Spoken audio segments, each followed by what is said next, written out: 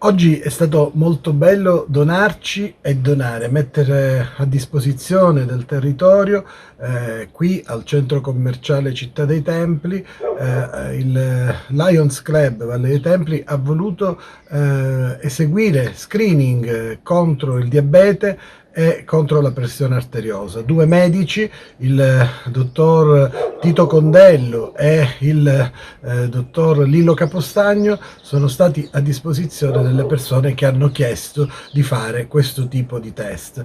Ed è stato anche bello vedere come le tante persone che si sono avvicinate allo stand hanno poi ringraziato, hanno voluto anche testimoniare come questo impegno dei Lions è molto apprezzato nel territorio. Adesso ci ripeteremo perché si farà nei prossimi mesi lo screening per la vista e quello per l'udito, e cercheremo ancora di essere presenti sul territorio per dare un contributo vero in solidarietà, in sostegno, in aiuto verso le persone che hanno più bisogno. E questa è la nostra missione e cerchiamo di portarla avanti nel migliore dei modi.